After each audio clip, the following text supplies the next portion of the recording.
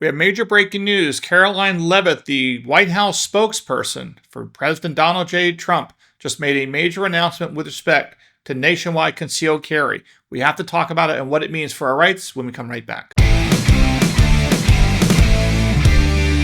Hey folks, I'm Mark Smith, host of the Four Boxer Diner, proud American gun owner, constitutional attorney, member of the United States Supreme Court Bar, and I'm proud to say the top voice of the Second Amendment in America. Thank you, 2025 Gundies Awards. All right, folks, so this is a big deal, but we got to talk about it. You know, I don't talk a lot about the notion of nationwide concealed carry reciprocity, mostly because I think politically it's going to be extremely difficult to get there because it's not a budget item, and because it's not a budget or financial or tax or spending item, it's a substantive legal item. That means in order to enact a nationwide concealed carry reciprocity federal law, Donald Trump and the Republicans would have to overcome a Democratic filibuster in the United States Senate. Now, we're going to explain what that means when we come right back, but before we do that, I want to show you a question that was posed to White House spokesperson, the press secretary for Donald J. Trump, Karoline Leavitt, an excellent spokesperson for the Trump administration and the agenda of Donald J. Trump, when she was asked about what does the president think in terms of nationwide concealed carry reciprocity. Let's go to the clip. I went around the room. Oh, no, one more in the back. All good. So we know President Trump has been a champion for the 2A ever since he got into office, both times. My question is, do we see anything, is there any ongoing efforts for national reciprocity so we can carry in all 50 beautiful states? This is something the president talked about on the campaign trail for sure. We need Congress to do it. But the president will always support our law-abiding gun owners, and as you mentioned, is a ardent supporter of the Second Amendment. It's more important now than ever as we see violent crime rates in our inner cities. I've said this repeatedly over the past 4 years. The Second Amendment was never more important than when we had an illegal immigrant crime epidemic spiking in this country. Law-abiding Americans have a constitutional right to defend themselves, and the president absolutely supports that. But to national reciprocity, we do need Congress's help on that one. So thank you, guys. So that's great, and I think it's completely true. I have very little doubt that President Trump would love to sign a nationwide concealed carry reciprocity bill. But as I mentioned earlier, the problem is that while we could get this bill through the United States House of Representatives, it also has to pass the United States Senate. Because it has to pass the United States Senate, you have this thing called the filibuster. Now, the filibuster basically says that before you can close off debate on a particular item, you have to have at least 60 votes to close debate, which is known as cloture. Now, there's an exception to the filibuster rule, and that is if you're dealing with budget reconciliation, which is basically taxing and spending, meaning how much of a budget an agency gets. Can there be tax cuts? Can you make the tax cuts permanent? Can you raise taxes? Things like this. In these instances where you're dealing with pure money, pure budget, pure taxes, pure spending issues, as defined, by the way, by the Senate parliamentarian who has the final say as to whether or not an item is a budget item or not. When you're dealing with a pure financial item in the United States Senate, once a year, basically, you can use the process known as reconciliation, which basically cannot be filibustered. In the context of reconciliation, which only deals with the budget, you can pass that law with 51 or a majority of votes in the United States Senate. And if it's 50-50, the vice president of the United States, in this case, J.D. Vance, who serves as the president of the United States Senate, can vote to break the tie in the context of reconciliation. Okay? Now, here's the thing. Concealed carry reciprocity nationwide is not a budget item. At least it seems that way to me. It seems to me that would not be a budget item. It's a substantive legal item. That means that the Democrats would have the power in the United States Senate under the current rules to insist upon 60 votes in favor of cloture, which means to close the debate, because the Senate cannot vote on whether or not to pass a bill unless they first have voted to close and shut down the debate. And again, when you're dealing with a non-budget item, you need 60 votes to close debate in the United States Senate. And because reciprocity, concealed carry reciprocity is not a budget item, it seems to me, you need 60 votes. And there's no way, in my view, there will be 60 votes, meaning, 6 Democrats are going to come over to the Republican side of things on the issue of gun control and vote in favor of nationwide concealed carry reciprocity. I think that is a bridge too far, unfortunately. Now, with that said, there are some legal strategies in court that could potentially be used under the full faith and credit clause of the United States Constitution that basically says that the laws and the judgments of one state must be respected by other states.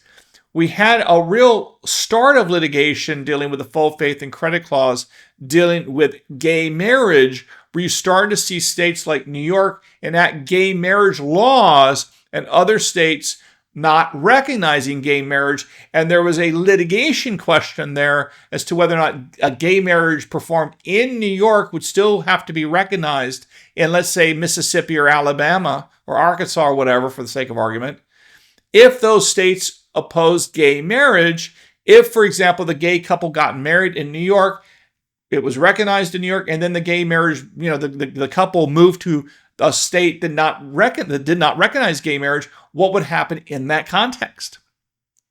Well, that issue never got resolved by the United States Supreme Court because the U.S. Supreme Court found in a 5-4 decision that gay marriage was a constitutional right on its own, and therefore gay marriage could be and had to be performed under the U.S. Constitution in every single 50 state, and it had to be recognized in all 50 states, having nothing to do with the full faith and credit clause, having everything to do with, according to the Supreme Court, 5-4 under the 14th Amendment to the U.S. Constitution. It was a fundamental right to marry somebody of your own sex if that's what you chose to do. Now, I don't get into this for the purposes of talking about gay marriage per se. I just want to give you how the notion of using the full faith and credit clause, which again says that you must respect the judgments of other states.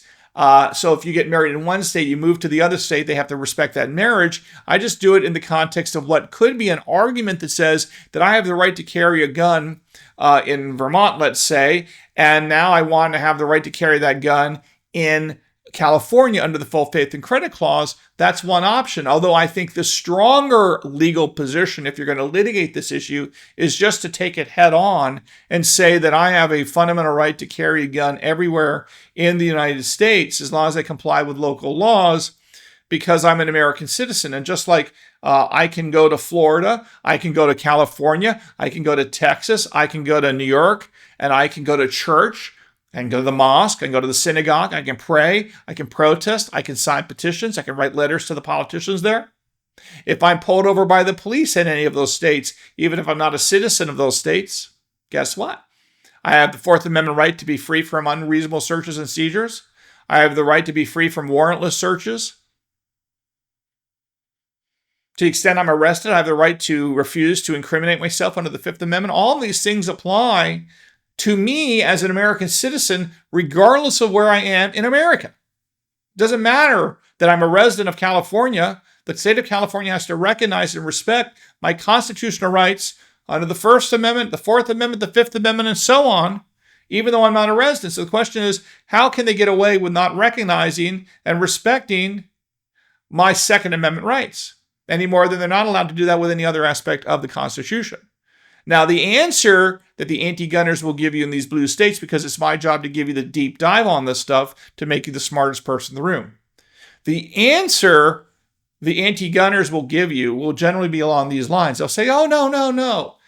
If you're in, Maine and you have a gun permit in Maine or a gun permit in Virginia, whatever, and you come on out here to California, let's say. I know there's litigation about this, but I'm just giving you the general gist here. They're going to go ahead and say, we don't necessarily oppose a Vermonter, a person from Maine, a person from Maryland, a person from Texas coming on out and carrying a gun in California under local laws, provided that, listen carefully to this proviso, provided that non-Californian, when they come out to California, applies for and procures a carry permit under California law.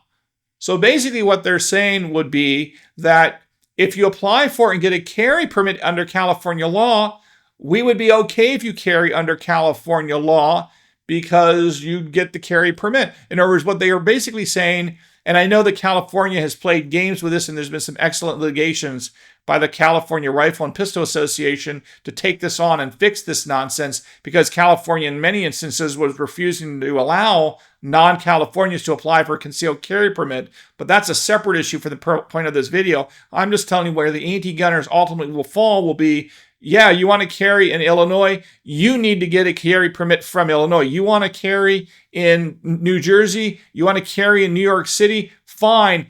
You need to apply to those jurisdictions and go through the same process as anybody else to get a concealed carry permit for New York City, for New York State, for New Jersey, for California, and so on. And then that would be fine. Of course, because the reality is most people will not do that because they're probably only in those states for like a long weekend or a week for vacation or something, or they're visiting family members. And of course, in those instances, they're totally exposed to crime and they cannot carry. And no one's going to apply for a permit that's going to take a long period of time if they're only going to carry the gun in that particular state for, let's say, a week-long vacation or something like that. Just practically speaking, it means that people will not exercise their Second Amendment rights, and they will have been deprived of those constitutional liberties during that window of time, which is inappropriate and unconstitutional. So anyway, the bottom line is it's great to see that President Trump and Karoline Leavitt are totally on team concealed carry nationwide reciprocity.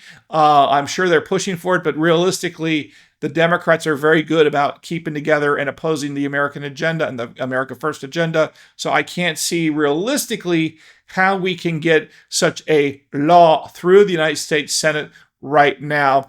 But maybe there's some opportunities in litigation to do so. But I think right now that's a long shot as well, because there's a lot of other issues I think the Supreme Court's got to get to first before they deal with nationwide concealed carry. With that said, I do think that it would be almost impossible for these states to prevent non-residents from applying for concealed carry permits in those particular states. They could try to fight that one off, but that is a winning case for us. I don't see how California, New York, New Jersey can possibly constitutionally prevent people from applying for concealed carry permits in those states, even though they're not residents. On that point, I think we are going to be clear winners, although they will drag their feet and make it expensive because that's what the anti-gunners do to impose as many cobwebs, problems, speed bumps, whatever you want to say as a metaphor, to make it hard to exercise our right to keep and bear arms. But it is great to see the Trump administration in a public pronouncement coming out in favor of carrying guns and the importance of doing so because of the dangers of crime and illegal immigration in America today, which President Trump is working hard to clean up. So there you have it, folks. Hope you learned something here today at the Four Boxes Diner. Make sure you subscribe both to YouTube and Rumble. Don't forget to follow me on X at Four Boxes Diner. I look forward to talking to you again real soon here at the Four Boxes Diner. Orders up. Table 2A.